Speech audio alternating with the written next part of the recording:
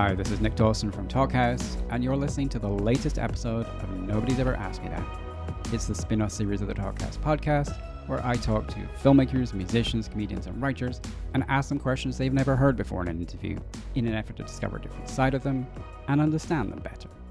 Today, my guest is writer, director, and actor Avalon Fast.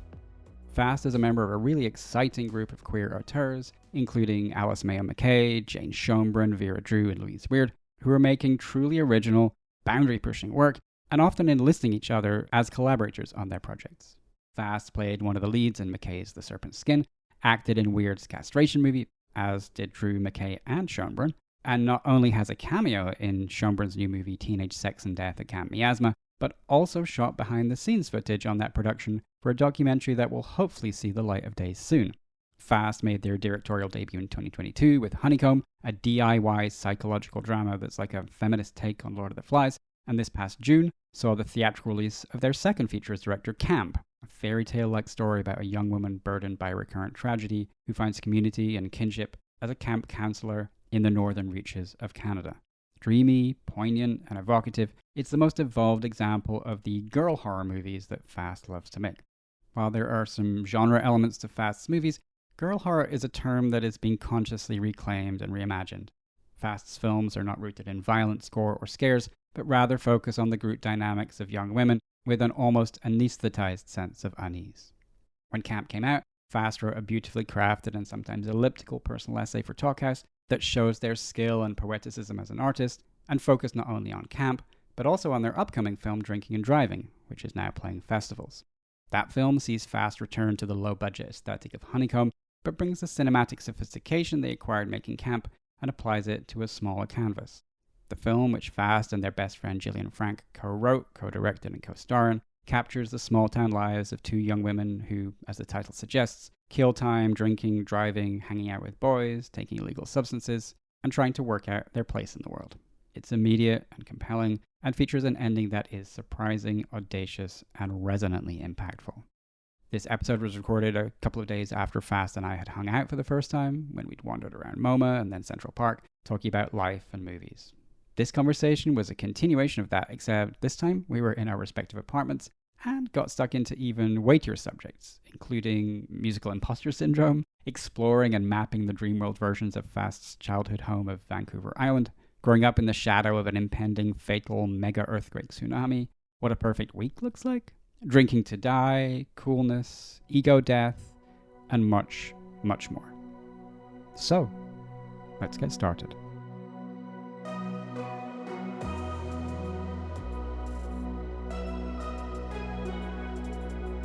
If you had no commitments to anyone or anything for a week, where would you go? What would you do?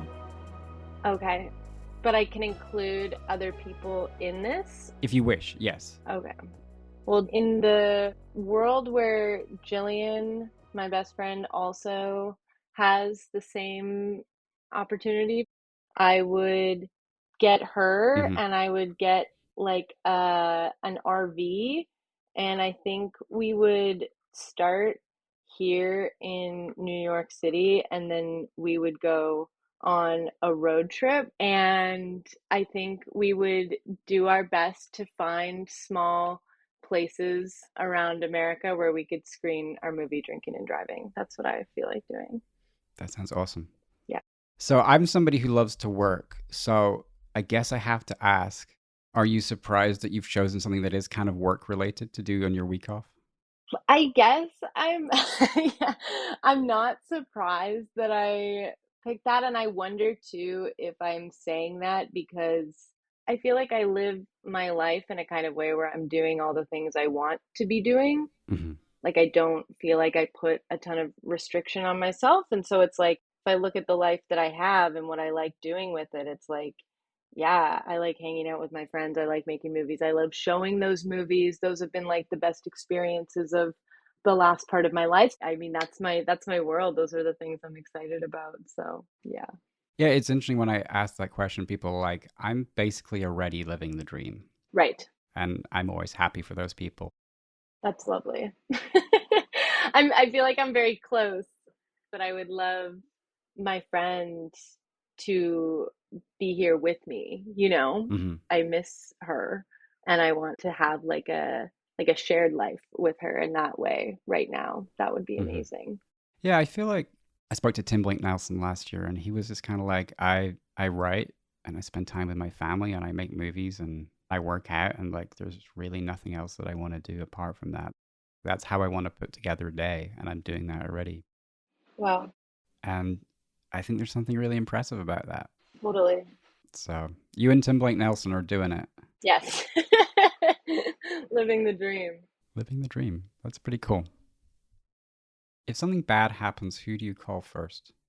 That's a great question. Yeah, this is fun. I've thought about this before. I think I have I'm like counting them quickly in my head. I'm like, I think I've got 5 people, which is a lot, but it depending on the situation. So if it's like a deep spiritual wound, I'll call my father, Hmm. or I'll call my friend Amanda. It's my friend from where I grew up, but we've been friends for like 5 years, and she's just kind of on like another plane of existence, Hmm. and she's gonna like get those things in the same way that my dad will as well. If it's like I've been hurt like emotionally or like socially, and I have something kind of intricate and complicated to explain, maybe a little bit like gossipy or drama, like I'm going to call Hmm. Jillian, I'm going to call I'm going to call Sophie. Hmm. And then for those things that are like really deeply personal, when I'm just kind of feeling like even like on a spiritual level it's not relevant and I don't have the words to explain it, I'll probably call Henry. Mhm. That's great that you have that, so you're locked in already. That's impressive. Yeah, I've got my list for sure. And like the list goes on. I really feel like I have a network of friends that I like are so supportive of me, and I hope that I show that back to them, and I kind of know that I do because I know where I land on that list, and sometimes I get the Mm, first yeah, call and that always feels very um yeah, yeah, it's gratifying. yeah. I think we were talking about that a few days ago Yeah. when we were going for a wander about how you're like the textbook good friend who's like there for people and always listens and has a good advice. And that's a pretty I great thing to hope be. so. I hope so. Yeah. A pretty great thing to be, even though it comes with like maybe sometimes a little heaviness or responsibility. And Yeah, for sure. But it's like that I live for that though. It's like I really like to know people's heaviness. I feel like I can't remember a time that I've complained about like quote unquote like trauma dump. hmm. Even if I've just met somebody and they feel like going there with me, I'm like that's cool as hell. That's that's what I want. I find those things actually not easy to talk about, but I'm more comfortable going there with somebody than like staying on like a surface level or whatever. Right, right. Mhm. Do you feel like you've gravitated towards people who are sort of more radically transparent? Yes, and then also no. I think that I really hope this doesn't come off as like evil, but I actually really like people that aren't so transparent, but then they become that way in time. Hmm. And I like being a person that can kind of like get in there. And I don't know, sometimes that feels kind of icky, like why do I want that? But it's satisfying for me. And yeah, I guess you get to prove yourself to that person. yeah, totally. You get to prove yourself worthy of their vulnerability. Yes. I actually think that I gravitate towards people that are a little more closed off in that way, because especially when you can see like a glimmer of something and it's like, oh my God, what's going on? What's going on in there? And I want you to like tell it to me, even though I maybe I can see it in your art or in your music or Hmm. whatever. I still want to like I want to be told it personally, which maybe is a little bit selfish, but yeah, I think that makes perfect sense. And I say that maybe only because I think I feel the same way. yeah, I mean, the people that I'm drawn to, yeah, like I think sometimes I'll see something in their work, but then I want to kind of hear it from them directly because that's the way that I reach a deeper understanding, and maybe it's a sense of like kinship as well to some degree with me where I'm yes, like it's there in the work, but it's more of a hinting at it, and I'm like I want to dive in with that person and like really get yeah. there.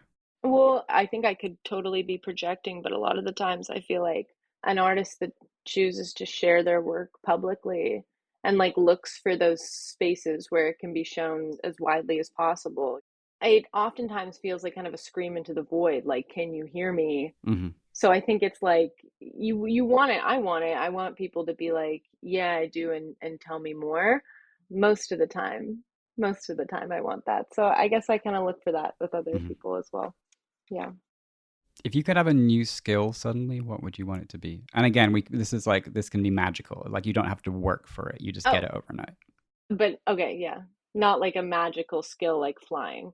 I mean, hey, if you want to like have a superpower rather than a Yeah. skill, then like we can work with that. Right. Well, obviously, I'd like to fly, but I think that I also would really like to be able to play the guitar well, like really well. Hmm. Yeah. And I'd really love that to happen overnight. Do you play a little bit? I play a little bit, and I really wish that I was really good at it.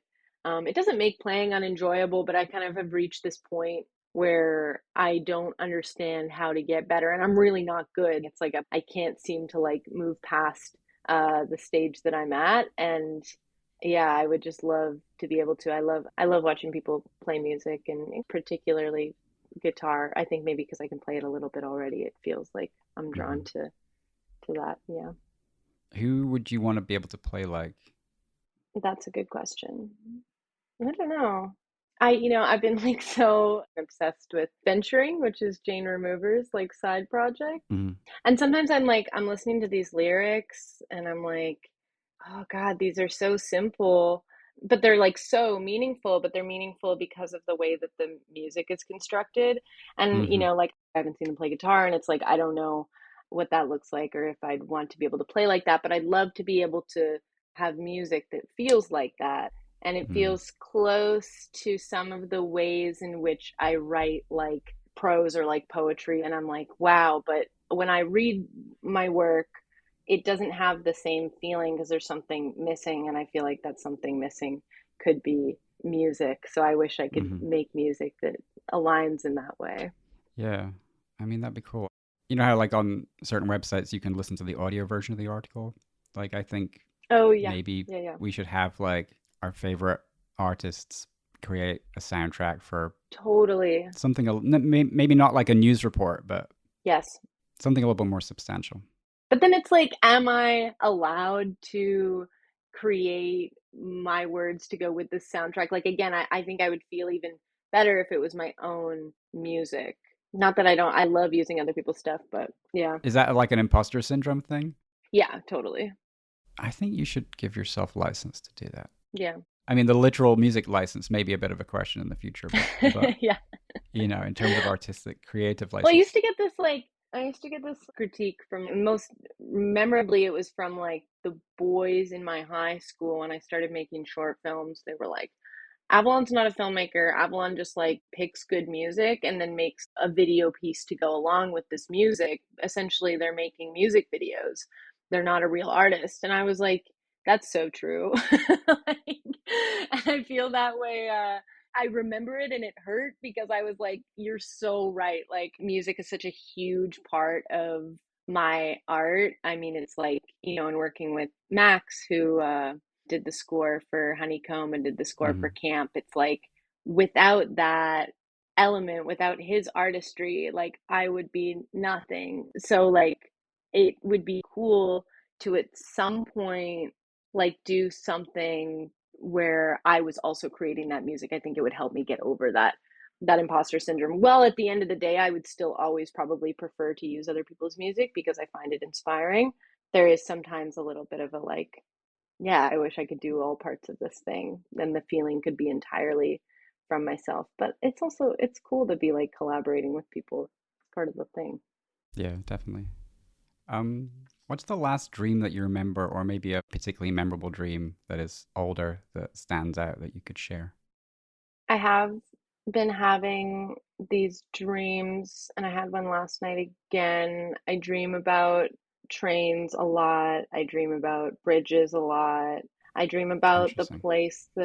yeah, I dream about the place that I grew up in kind of a like dark space. There's certain things that are like always the same. So I grew up on Vancouver Island, but in the like dream version of that, Vancouver Island is not Vancouver Island. It's just like a piece of land, and it's like the whole world. And Hmm. there's a train that runs from like one end to the other. And like I know the house that I grew up in, and I know that my mom is there, but like nobody else is, and it's very abandoned, and it's very Mm. sad to go there. And every time I do, it's nighttime. And then there's like the highway that links that house that I grew up in and like the town I went to high school in, and that highway, it's always summer, and I'm always like walking it alone. And off to the side of the highway, like if I were to like dip off or like fall off the edge of the highway, it's kind of like hills have eyes, Mm. like inbred families, like weird shit going on the edges. And I Yeah. really freaked to just like stay on the highway, like do not fall Right. off the highway.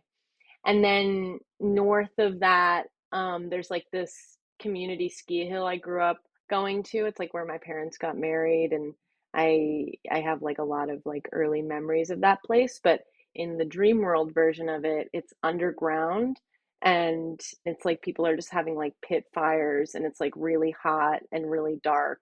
And then if you leave like kind of the bunker element of this community ski hill, it's just a blizzard with like bright white like peaks that nobody's on.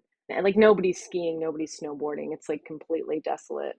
But it's an interesting map, and I like returned there. I had a dream That's about it last amazing. night. I was like catching the train. Yeah, it's kind of cool. I feel like it's such like a common want to be able to put these kind of things into like reality. Like I'd love to make like a video, or like a movie about this place. But then I'm like, can you ever recreate that kind of thing?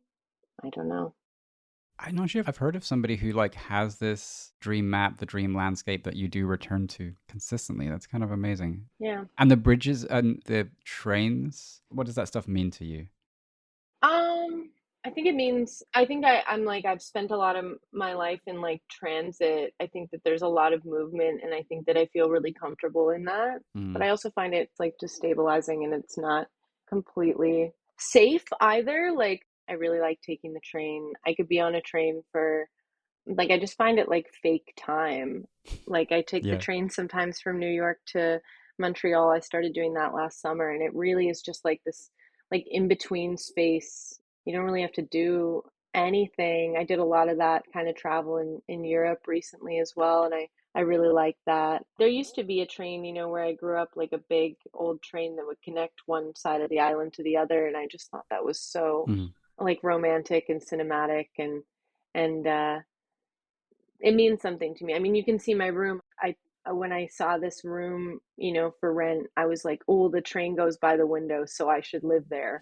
Yeah. It's like, yeah, it means something to me, and it's like going from the city, coming to the country, going back home, coming back here. It's like those spaces feel connected to the way you can take a train and see the whole journey from one side to the next is like very, Hmm. very cool to me. I like that. How do you spend your train time, this fake time that you, because I think, Listening to music. mhm. I put my headphones in. I pretend like I'm gonna write something down. I almost never do. Yeah, it's just like music, texting people. I love doing that. Like texting all my friends something so that I can receive text throughout the day That's nice. while listening to my music. Yeah, thinking about stuff, getting kind of worked up about deciding that I have a crush on somebody, and then thinking about that the entire train trip. Stuff like that. Yeah. It's really that's what I do. Yeah. Coffee. Yeah. That's really interesting. So you're kind of constructing something with like all the texting, all the music. It is cinematic. Yeah, totally. It's like a little world. And then when I get off the train, I like think back to these conversations I've been having, and I'm like, what the hell was going on? Like, where was I? Kind of back to reality. Okay. Mm. You know? Yeah. Are there different rules, or are you inclined to sort of engage with people differently if you're on the train? No, I mean, yes, I think I'm inclined to. I think naturally it becomes more dreamscapey, the kind of conversations I'm looking to have with people. I'm not making plans. Oh God, I mean, the train back from somewhere is always really cool. It's like the train going somewhere is always a little bit anxious, but the train going home, especially if I have this thing about like, I really try to set up if I'm going to do a trip somewhere, or even just if I know I'm leaving somewhere, I make the very last night kind of like the climax of that time so Mm. that maybe it's the night I'm going to like drink the most, or it's the night I'm going to be the most social, so that for sure when I get on the train the next day, I have something that I can think about. And it works for the plane or a car ride too, but the train is the most romantic. So yeah, I had a moment like that last summer when I took the train down. We had such a like wild night here in New York City. It was like in Manhattan all night, and then I just like at 6 in the morning, I was like, well, my train's at 8, so I'm just gonna go to the station from here. And that was crazy. It was so fun to put in my headphones and just like dream about everything for like 12 hours. That's very cool. Mhm.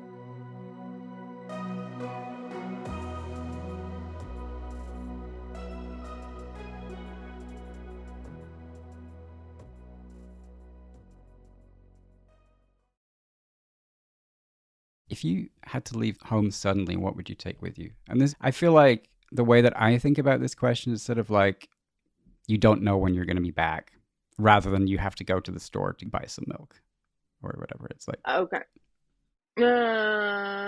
Backpack, obviously. Computer, phone, water bottle, keys, deodorant, charger, socks, underwear, and like a hoodie. I'm like packing for survival. mhm, as you That should would be. be, yeah, and like a toque, a hat. I've got a special hat that Mm, I would mhm. like to have with me. Yeah, I like fantasize about stuff like that. I like that idea of like Yeah. having to go on the run, like apocalypse kind of stuff. Yeah, I'm kind of the same. I think about that stuff, but I'm not somebody who has like a go bag or whatever, A where you're go just like, bag, yeah. yeah, where it's just like you're ready for the zombie apocalypse, the tsunami, whatever it is. I was very obsessed with that when I was a kid, like having a go bag, and I did have one. I don't anymore. Oh, you did have one. Well, I did because I grew up also like, in earthquake zone. Yeah, for sure. It was, drilled into us as like kids to be prepared for that kind of thing.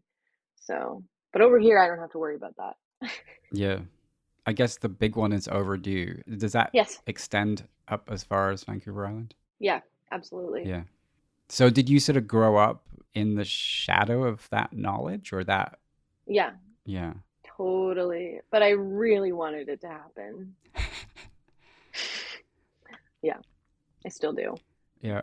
There's that New Yorker article about like what's going to happen. Like Portland, Oregon is going to be like just destroyed, basically. There's by Right. a tsunami. And did you know like what the sort of projected impact of this overdue Yeah. earthquake was going to be? I mean, like I lived on the coast, like I grew up, like Hmm. by the ocean, but we were protected, like to a degree, but also if the tsunami is big enough that can kind of have like a reverse effect where the water kind of like funnels and like can just overtake the entire island. That was kind of my Mm. projected worst case scenario.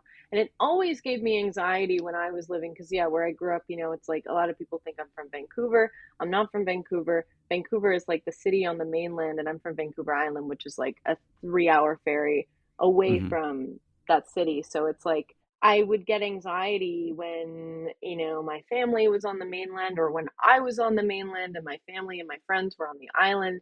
It was like if the big one happens, I either want to be taken down altogether in the same place on the island, or I want us to be, on the mainland together. We can like drive away. Obviously, you don't want to be alone. Um, but yeah, this stuff I would think about for sure. Do you feel like that's shaped your work or your worldview at all, like as an adult now? Like thinking about the end. Sort of like growing up with like mortality Yeah. as a realistic.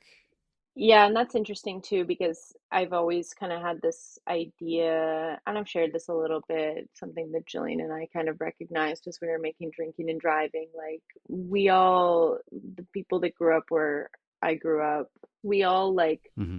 recognized as we grew up and would like move to the city and like meet other people that they didn't drink in the same way that we did. and that we'd all grown Mm. up like drinking to die. Like really, truly from like Wow. 14 years old, it was like we weren't drinking to have fun. We were drinking to like drink as much as we possibly could to like black out and then repeat. It's like none of us learned from those like early experiences. It's like either we were watching our parents or it was like impending doom of like where we were. I don't know. I still don't like have a full answer for what that was, but it's very different in comparison to the way that I see like city kids drink and handle substance in a majority sense, you know, not saying that Yeah. there's people that don't do that here or, you know, in other cities, but it's like everyone was doing that where I grew up. And I definitely think that I mean, that shapes the work for sure. Yeah. So it could definitely be related to the big one. Yeah. Do you think about your own death specifically? Is that sort of something that's like in the very back of your mind or not present at all, or is it more front of mind for you? Yeah, I think about it and I think that I just want to have like power in it. Yeah, I think that a lot of people feel that way. I want to make that decision, and I don't think that that's like depressing. I think that people in general, like I think people, you know, have that right and that power over their body or should. Yeah. I mean, we'll see how it goes, but I definitely, in my version of what like a perfect death looks like for me, it would be something that I chose. And I have some ideas about that, but it's not morbid. It's just like when it comes to that time, I want to go out in a way that feels like true to me, and I don't want it to be in a hospital. Yeah. I think for me, like sometimes I'll be like crossing a road and I'll realize that like I wasn't as careful as I should have been. And I'll be like, I don't want, that's not on my list of like ways that I would be cool with going. Right. Totally. Totally. So good for me to be made aware of that. Somebody Yeah. once told me that people's shoes say a lot about them. What do your shoes say about you? Um, well, I actually just realized today I have one pair. So I feel like that says something. Yeah. That I what do my shoes say about me? I hope that people don't feel like that because I don't feel like my shoes are a very good representation of myself. That they feel like something I've never been able to get right.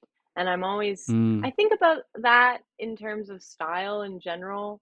I really envy and like admire a lot of people's like personal style, especially if it's stuff that people have had forever, like they have like a story about it. I love when people wear the same thing over and over, and I just have never been able to get it right. I feel that way. yeah. I don't feel connected to my clothes except for that hat I was talking about. I'm good with Hmm. hats, not good with shoes, not good with shirts. Yeah. I think unfortunately, what my shoes say about me is that I'm bad at knowing when to replace things or getting around Totally. to replacing them when it's time. You know, I think that I could say the same thing. Yeah. What's something that you're trying to unlearn? um Being scared of going to things alone.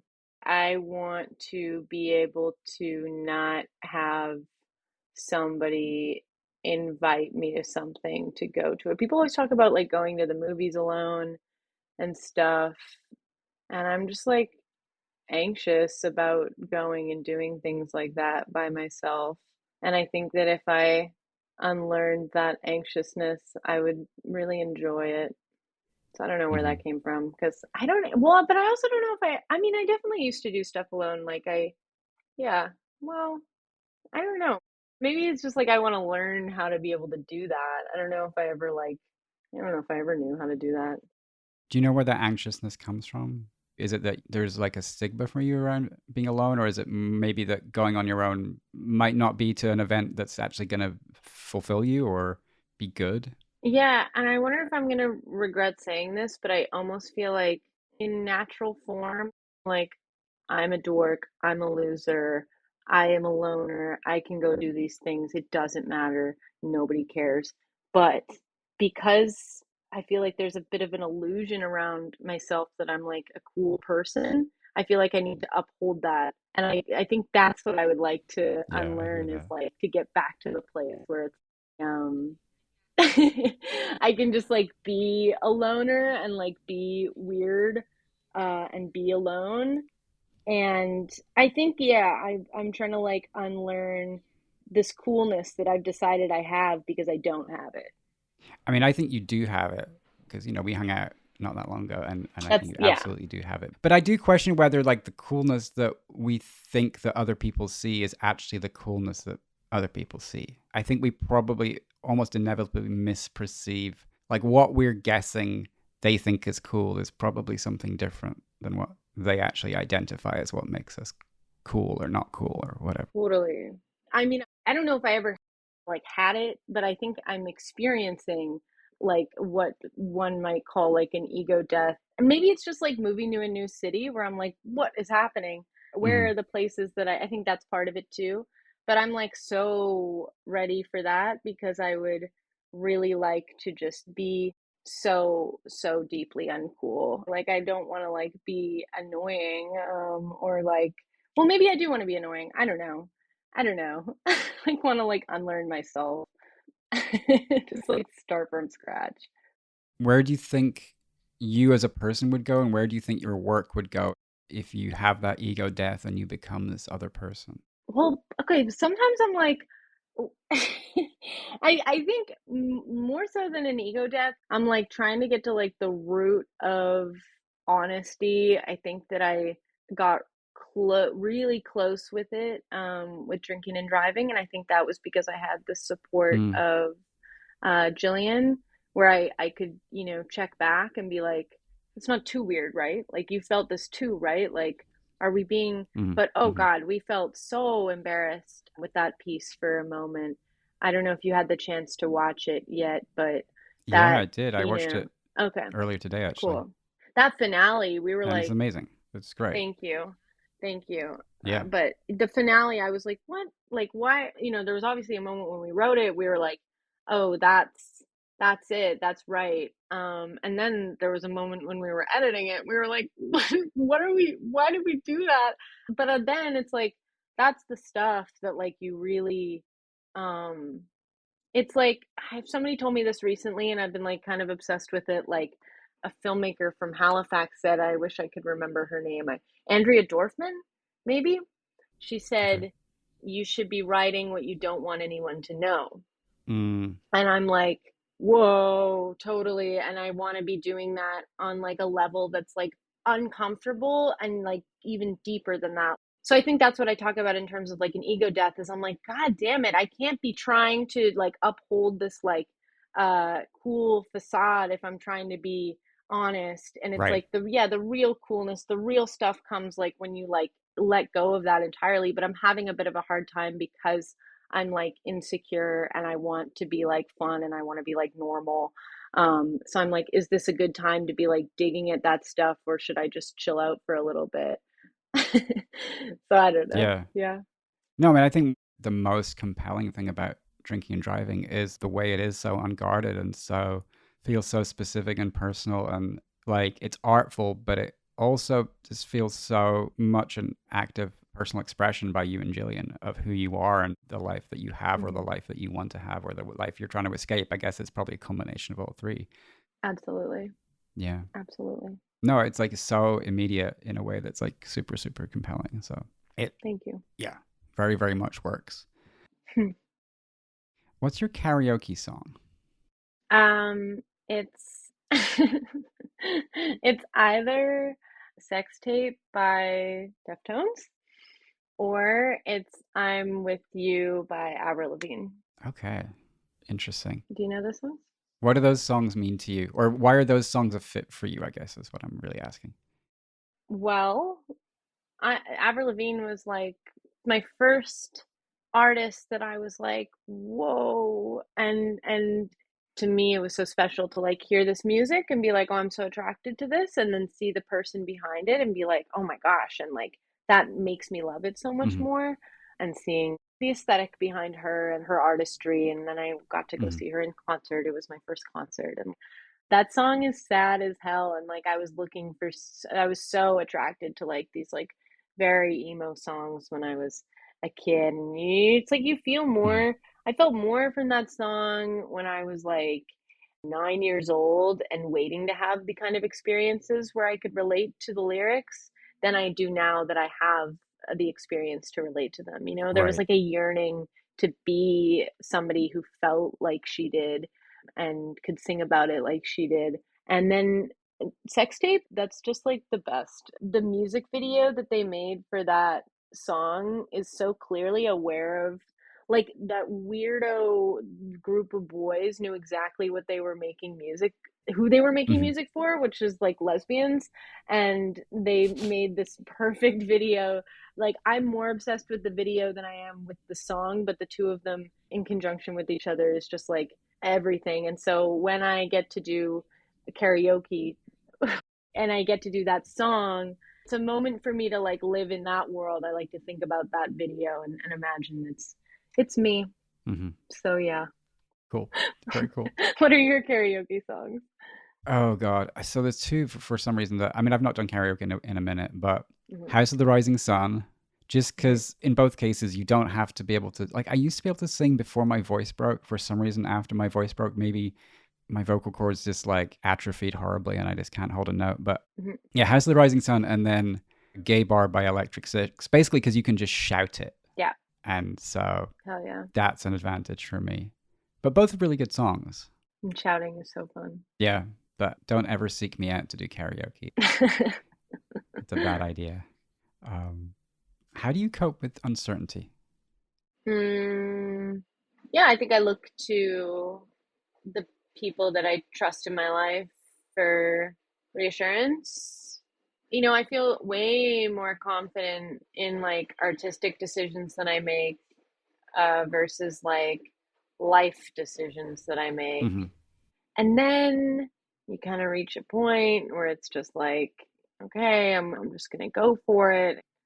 And yeah, also I have this belief that you always kind of know, Yeah, like if you really think about it. And it doesn't mean that you know the exact outcome of that situation, but like if you got to do it or not. Usually you do. yeah, I think usually do it is the answer. yeah. I feel like in directing mode, you have to like address so many situations in like a nanosecond, or else, you're behind. So, Yeah, yeah, totally. do you ever try and sort of like address your life in the same way? Well, I think this kind of interrupts my life. If I was working at that pace where it's like you're making decisions like on the fly, then I Hmm. think that would actually work well. But Yeah. more than that, I am pre-planning everything that's going to happen. Mm, okay. Okay. And that is exhausting and doesn't Yes. work, but also does, which freaks me out. It's like if I premeditate or like, anticipate how a situation's going to go and make decisions ahead of time, like, okay, I'm going to the show tonight, I'm going to order this at the bar, and then later I'm going to order this at the bar. Really, I will go that far ahead. Then I do those things, and then it does work out in the ways that when you've been like observant of like how life goes for you at a certain point, it's like again, you kind of know how Hmm. it's going to go. And I always am hoping to be surprised. And sometimes I am. But I get annoyed where I'm just like, God damn it, just like let something happen. Like stop like planning everything out the way that it's gonna go. Right. You don't know. But also I do know sometimes. Do you feel like Ego Death Avalon would pre-plan still? Well, I would hope not. It would be nice to let go of both of those things. That'd be amazing. Then I would just be like free falling in New York City. Yeah. That could be Which, interesting. yeah, I mean, it's kind of what's happening. A little, it's kind of happening. It's happening. That's kind of what's going on. I mean, I feel like the thing about pre-planning is that it makes us think that we're not free falling, but we're still free falling, Yes, from my perspective. I think you always are, kind of. Like we give ourselves the illusion of control, but the level to which we have control is usually pretty minimal. Yeah, yeah. Yes and no. Like I said, I sometimes get a little bit. I wish I was shocked more often by being wrong about how something's gonna go. Yeah. What is something that you've lost that you think about a lot? I'm like very materialistic when it comes to like specific things. I lost this necklace that had like a little Italian horn on it. like a bull's horn. My ex-partner gave it to me, and I think that I always like imagined that I lost it once before in like a really bad way, and then it came back to me in kind of an impossible way, and I thought, okay, phew.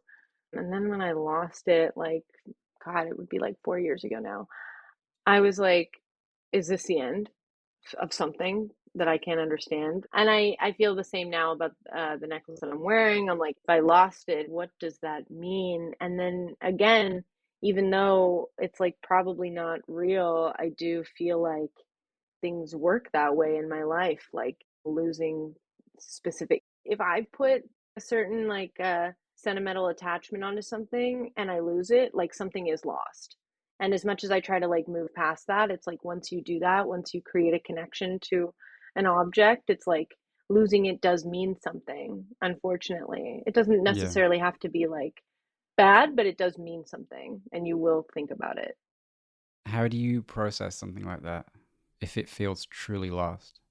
Replace it. Yeah. I feel like, yeah. Replace it with something And if you better. can, is it replacing it with like for like, or is it, what if there's nothing like it? Well, there isn't. That's why you have to find something better to replace it with. I mean, I do, yeah, I do replace things. I lost a bracelet that Hmm. Henry had given me as well, and then I like got a tattoo to replace it because then Hmm. you can't lose that. So I do actually, I do replace things, and that makes it, that fills that hole in my heart. But sometimes that can't work, like with pets and people, they can't be replaced. Yeah. But necklaces and bracelets can. I think I have one more question for you, if that's okay. Cool. Trying to work out what a good last question is to end on. Because Hmm. it's like so many of my questions are just Do you kind have of, a list? I do. That's awesome. That's fun. Yeah. Because I don't want it to be like a bummer. That's the thing. Like so many of my questions Hmm. can turn into bummers. I can, yeah. I can really bring either energy into a question. I can switch it up. Okay, well, how about this? Okay. Um, You want me to end it on a high note? I can do that. no. You could get to set the tone for what the end is. Yeah. But when you fantasize about a life somewhere else, which place do you think of and what do you see? Okay, well, I fantasized about this life that I have now for a long time, like the longest time. I kind of have been trying to avoid fantasizing about something else because I'm living the dream. But when I think about something else, you know what I think about? I think about going to visit this person that doesn't exist and then being so inspired by her life that it makes me want to live the same one, which is like some place in the country on the outskirts of a town, but there's like a local bar everybody goes to, Hmm. and she lives in a trailer and she has a truck and she lives alone but has like a cat and lots of friends, and she has a porch and you can see the mountains and you can hear the trees, and yeah, and there's nobody within earshot, and you have things there that you've had like your entire life and it's like a home.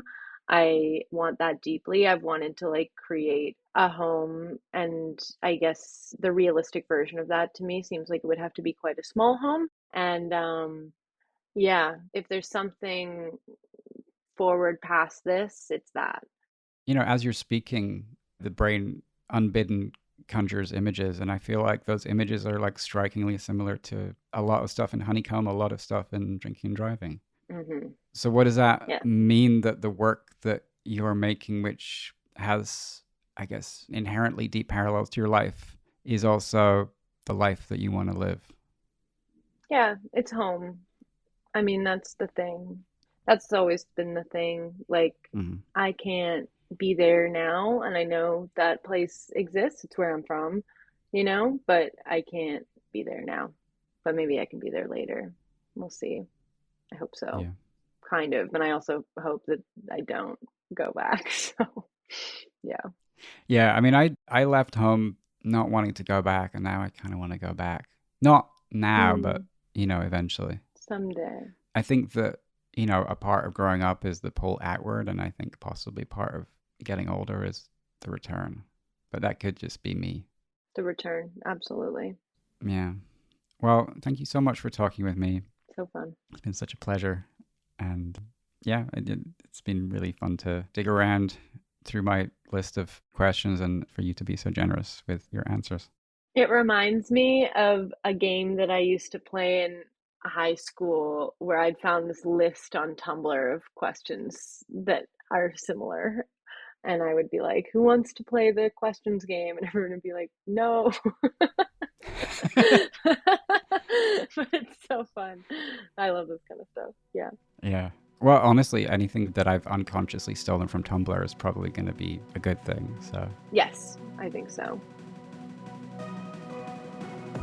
Thanks so much to Avalon Fast for talking with me, and thanks to you for listening. Camp and Honeycomb are available to stream, and Drinking and Driving is now playing festivals, so check out the film's website for upcoming screenings. This episode was produced by Myron Kaplan, and the theme music is by The Rage. Nobody's Ever Asked Me That is going on break for the summer, but we'll be back in the fall for more surprising, thoughtful conversations that go far beyond what you'll hear in a normal interview. Substack subscribers will continue to get episodes of the podcast in their inbox weekly, as well as exclusive audio and video content. So head to nobody'sever-asked-me-that.substack.com so you can be guaranteed to get your fix. Have a great summer, and we'll see you back in a month or two for more Nobody's Ever Asked Me That.